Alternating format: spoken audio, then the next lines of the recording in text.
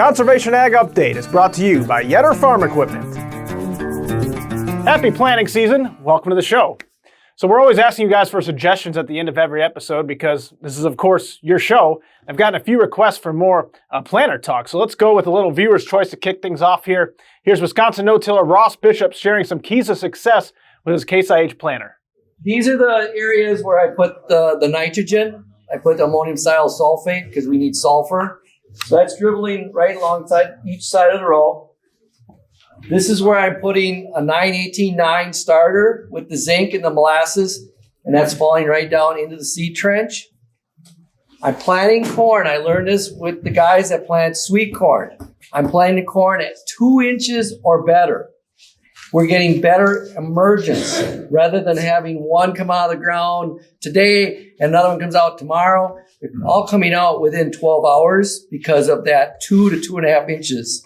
It's much more even emergence, which then you don't have that weed, that corn that comes later on, it becomes a weed. So you're not wasting that seed. And I've slowed way down. And I used to plant at 5.5. Now I'm more at 4.8 to 5. The question is, maybe I should slow down even more because the more accurate we are, the better the emergence of the corn. And that was filmed at one of the Cedar Creek Farmers Field Days. Another highlight from that event was a Planter 101 session with Chuck Grunberger of deer dealer Reister and Schnell, during which Chuck compared an empty field without covers to a rebellious teenager? What? I gotta hear this. An empty cornfield, an empty grain field is like a teenager. We all have teenagers or had them, right? If you leave that teenager on its own with nothing to do, what happens to your teenager? It'll go run away on you. It'll go bad.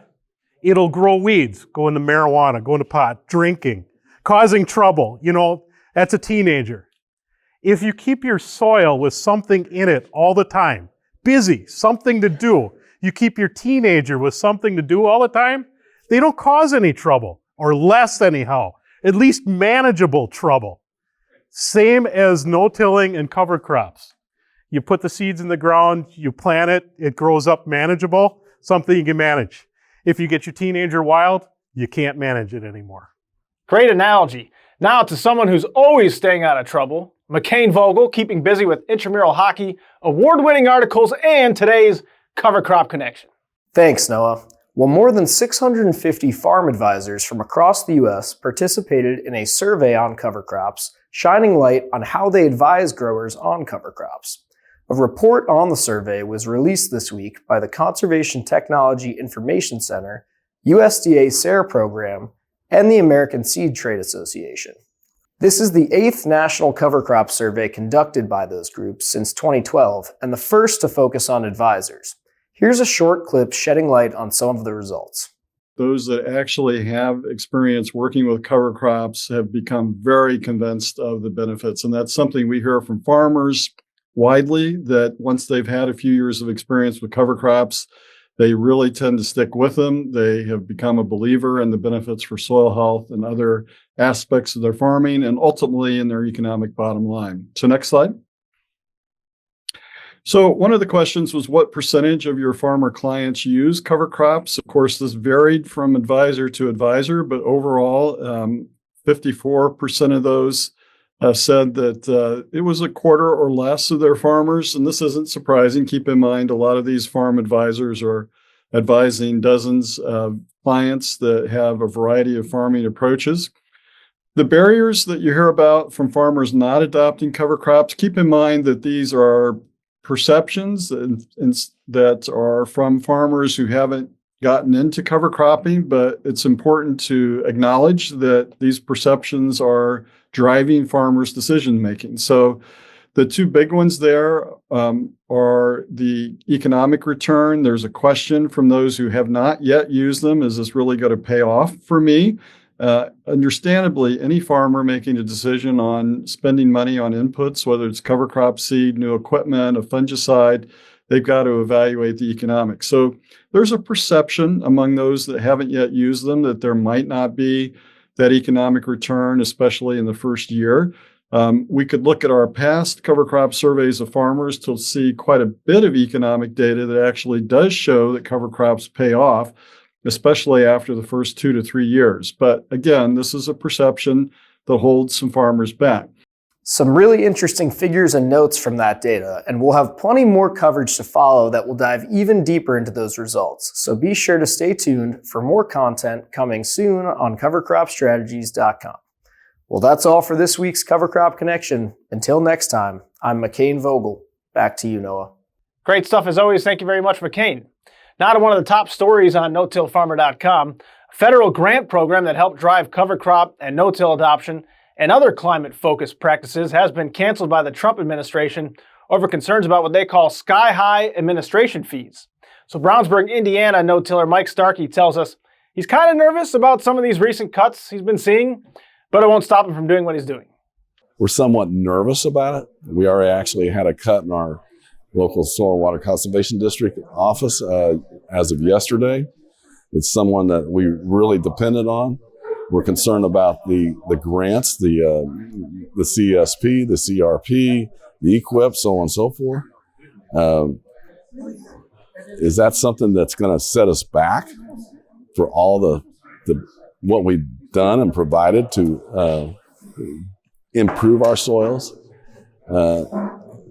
It's kind of nerve-wracking, but we take it day by day, and we're going to somehow overcome if there's any issues with that regardless, because I'm going to continue what I'm doing. And let's head south to Fort Myers, Florida now for the Farm Equipment Manufacturers Association Convention. Mock CEO Colin Hurd served as technology chair for the event. And one of his goals here was to help manufacturers build more technology into their equipment because that's where he sees the industry headed in the next 5 years. Well, I think we saw a glimpse into the future this morning, right? We saw a robot, but really what it was is a farm implement, okay?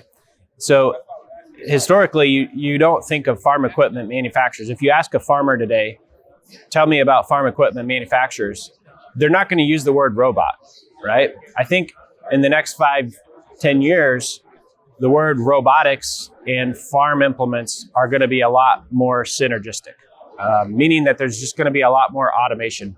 So one of the things that some of the speakers in the tech track this week talked through is how do you make decisions on an implement? How do you augment an operator's job and make an implement more intelligent to do a job better, more efficiently, and really scale that across an operation? And that's really cool. I think we're going to see a lot more of that. Fundamentally, that's robotics. All right, hashtag Plant25 is underway with 4% of corn planted nationwide, according to the first USDA crop progress report. The Freed Brothers crew in Phelps County, Nebraska, started no-tilling corn last Sunday, and here's what it looked like from inside their cab in our video of the week. Good afternoon. Thought I'd let you know what we're doing today. Here we are, the 2025, and we're planting corn here in the last year's bean stubble. And if you look, you can notice that there's a lot of corn residue from 2 years ago. So there's over there where we've been. We just got started, going pretty good. And, well, looking a little something like that. So same old thing, just move a little trash out of your way and lay them in there, and we'll see how it goes. This is the earliest I've ever planted corn. We are dry, and forecast looks good for temperature. So have a nice day. And they're getting off to an early start as they're only among the 1% who's planted corn in Nebraska so far. Story ideas, video, suggestions, email me, newman@lessermedia.com. That'll wrap things up for this week's Conservation Ag Update. Thanks so much for tuning in. We'll see you for our next episode, May 2nd. Have a great day.